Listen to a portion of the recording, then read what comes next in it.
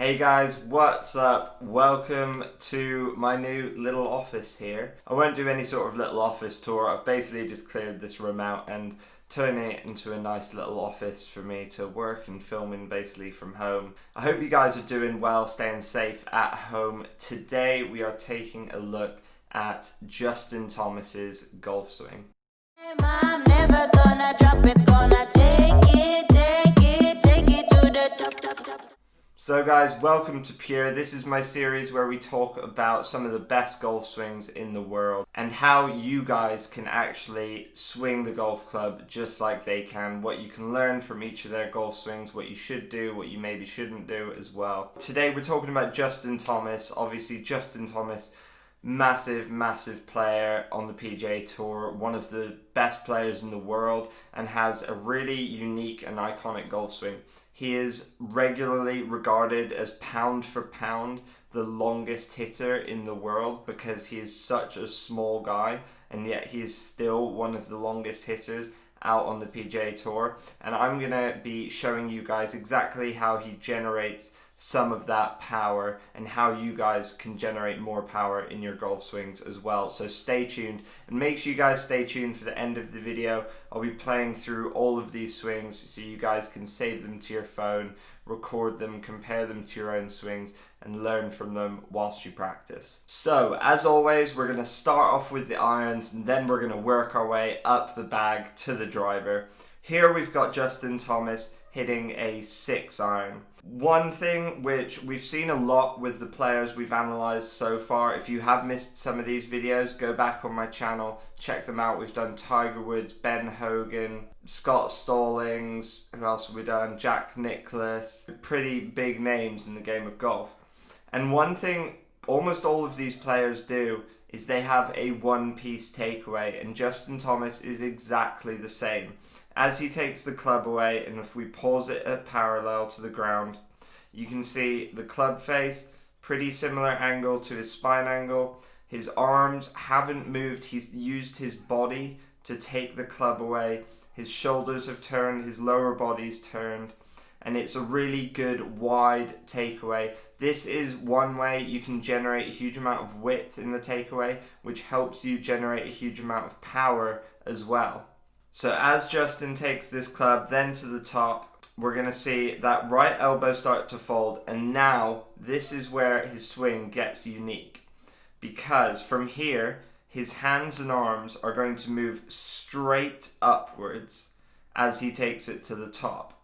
Now if we pause it at the top there, you can see if we draw a line through his shoulder plane, his hands and arms are miles above that line. He probably has the highest hand position of any PGA Tour player, even probably higher than Bubba Watson. Now, why does he do this? Well, it enables him to have a much longer swing. If we look at how long that swing is with a 6-iron, I mean, that club is parallel to the ground, which you would typically only see with a driver or one of the longer woods. So it enables him to have a much longer swing, therefore generate more power. As he is such a small guy as well, he needs to be generating as much power as he possibly can in order to keep up with some of these guys on the PGA Tour. This also means that if we look at his right elbow position, it's going to be pretty high and away from his body. Now, it's not something I would recommend because it can create a huge amount of inconsistency, but it also can create a huge amount of power if it's done well. It's important to mention though, I think with a swing like this where you're really using every part of your body, you're using those hands and arms as much as you can, that for you to be playing well with a swing like that, your timing has to be absolutely perfect. If it isn't, that ball could be going anywhere. You could be coming across it and hitting huge push slices. You could be coming across it hitting low pulls. You could be changing your spine angle coming out of it and just hitting hooks.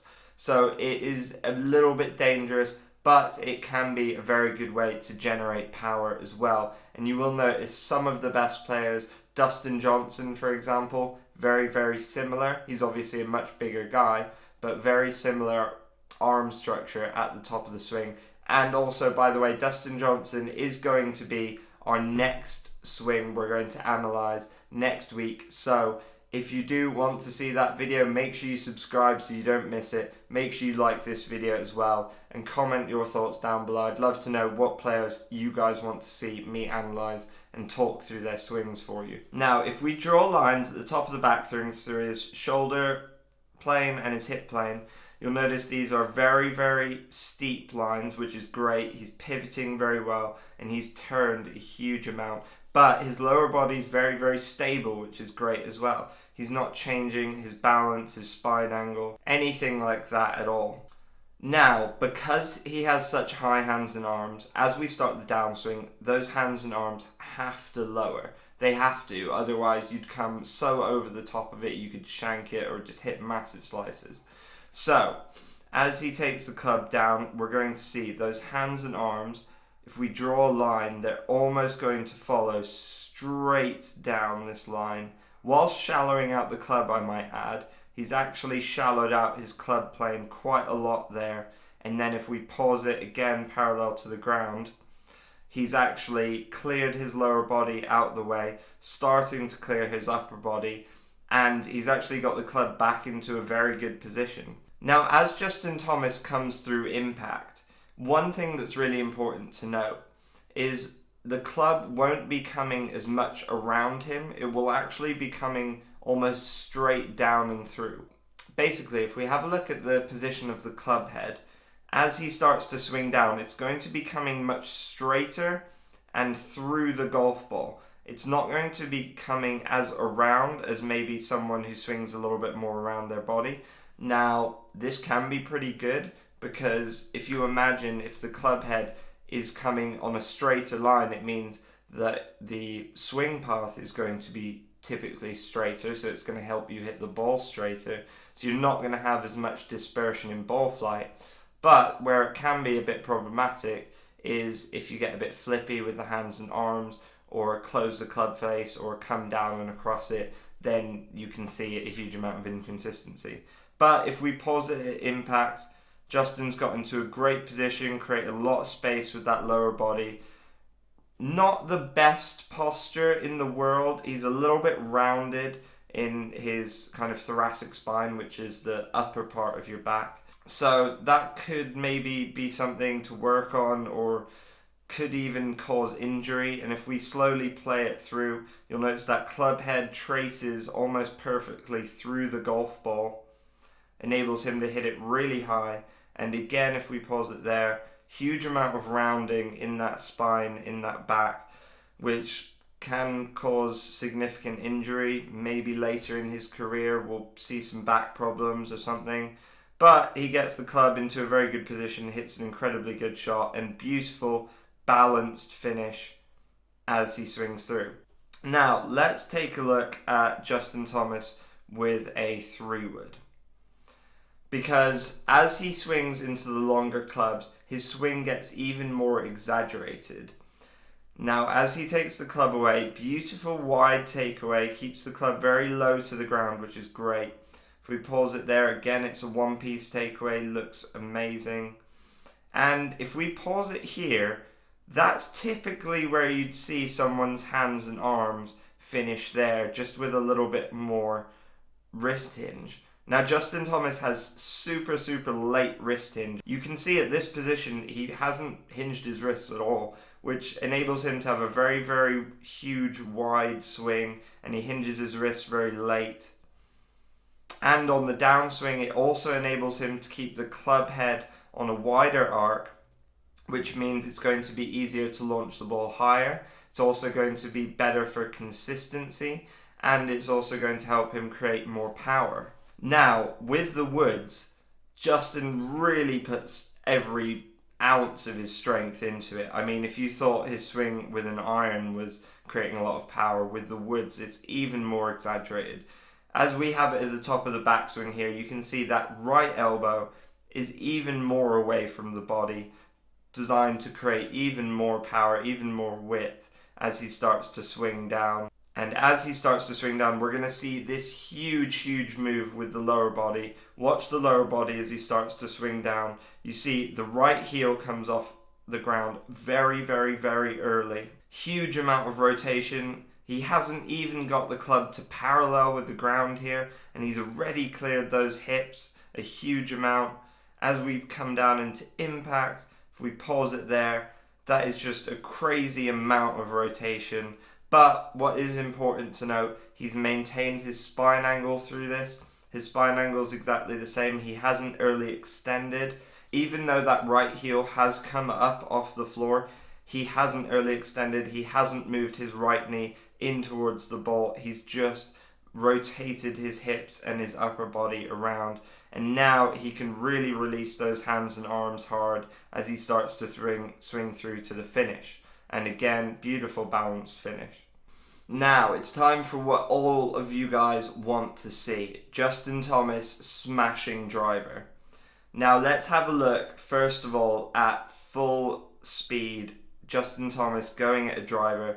This is really important to note because you can really see how hard he goes at the ball and also how fast he's swinging. It is incredibly impressive. He is going so hard.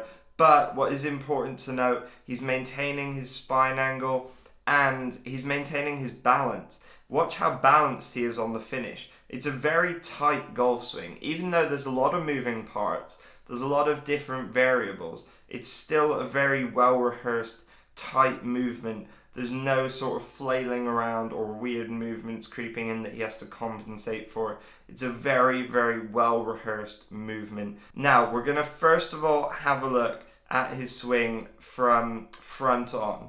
Now this is really important to understand how his spine angle moves, how high and wide he gets his arms, and how his lower body moves. If we have a look at his address position, pretty standard address. Now one thing I do want to take your attention to, if you have a look down at the club head, he actually hovers the club head. Now I believe he does this with, I think, every club in the bag. I think he started doing it with his putter and then he started doing it with the other clubs.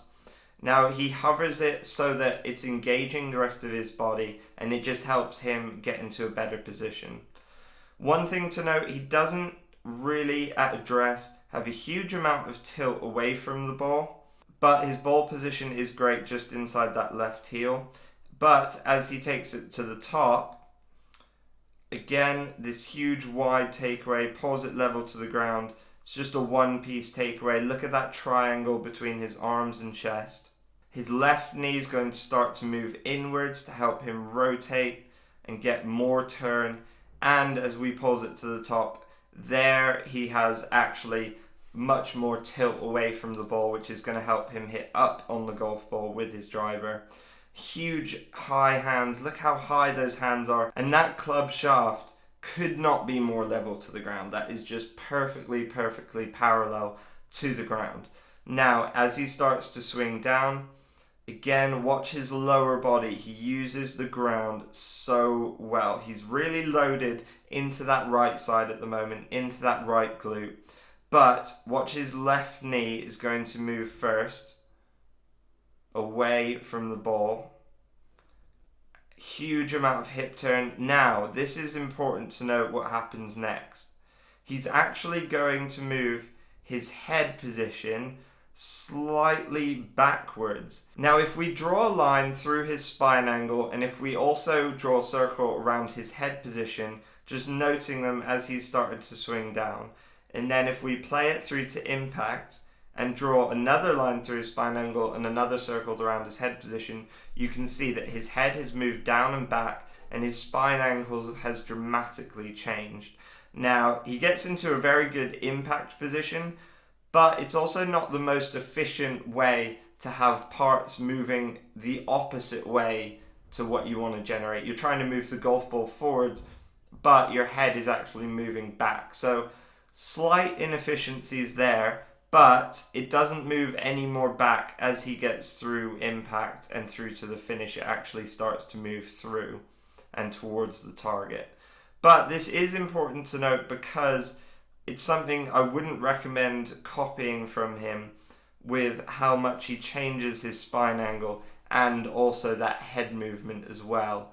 Now, a lot of good players do have a lot of head movement, but the majority of really great players, really great drivers of the golf ball, don't have a huge amount of vertical up and down movement with their head.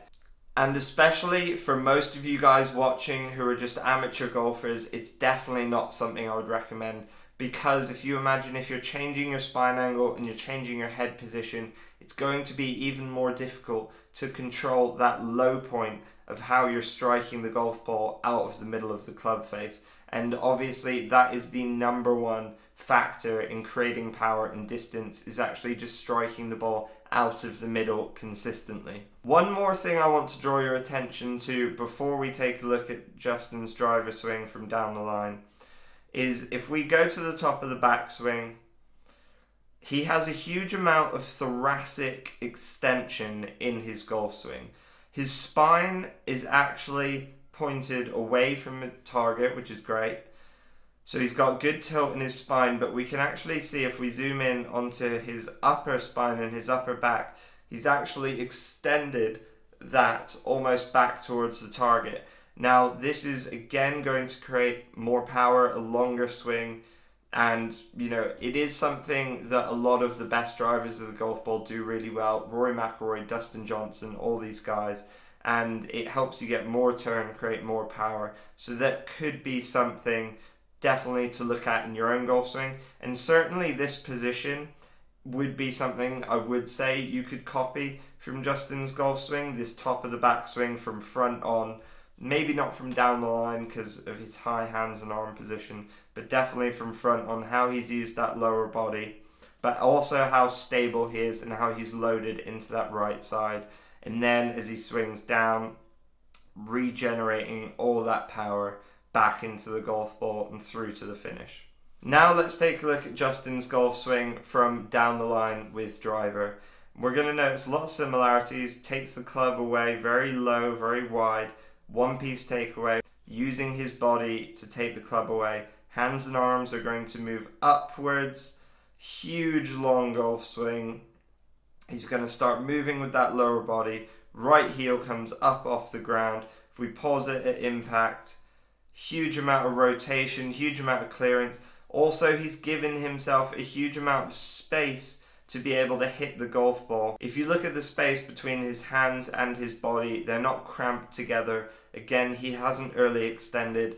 I would probably say Justin has a lot of mobility, a lot of flexibility. I know he trains very hard with explosive movements in the gym and does a lot of mobility work. And you can clearly see that because the amount of rotation he has without early extending is hugely, hugely impressive.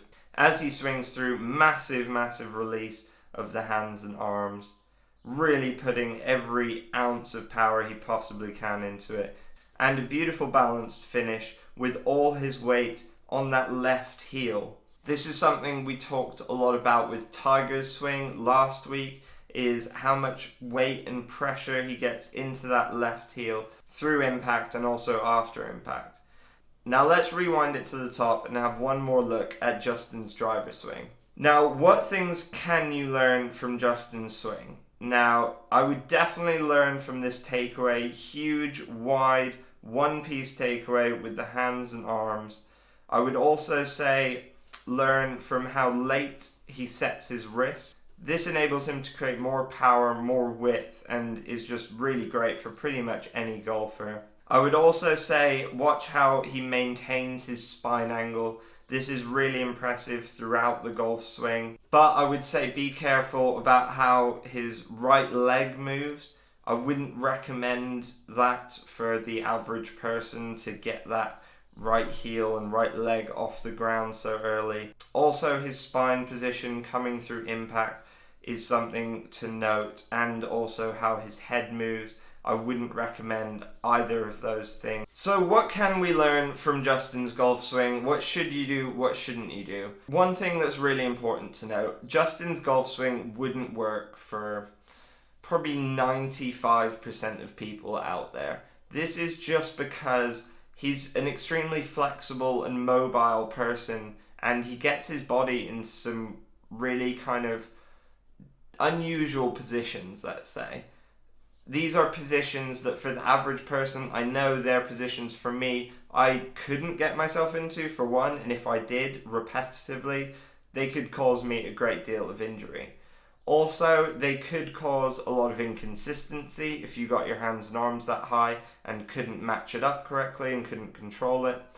But they are also ways he uses his body to generate power. They work for him. Some of those ways, particularly how he takes the club away, I would definitely say you can look at copying. And again, his position at the top from front on is really great. And as he comes down into impact, he gets into a great impact position, which can be true for pretty much every great golfer out there. They all take the club away differently, they all swing differently, but if you pause it at impact, most of them look very, very, very similar through impact. Guys, I really hope you've enjoyed this video. It's been really interesting taking a look at Justin Thomas's golf swing. Make sure you watch till the end of this video because I'm going to be playing through all of these swings for you guys so you can save them to your phone, screen record them, and compare them to your own swings to help you understand what you are doing at the moment, how it compares to what he's doing, and what you could maybe do better in the future and what you could work on. This series is just designed to help you guys understand some of the best golf swings in the world, help you understand your own golf swings because you should definitely be filming your golf swings, and help you make the right improvements and help you decide what your golf swing actually should look like. Make sure you subscribe to my channel, guys. Next week we're going to be taking a look at Dustin Johnson, one of the best, most athletic players on the PGA Tour. I can't wait for it. So make sure you subscribe so you don't miss out. Make sure you like this video and comment your thoughts down below. And I'll see you guys next week. Thanks for watching the first ever video filmed in my new little office here. And I'll see you guys in the next video. Stay safe, stay home, and grip it and rip it, guys.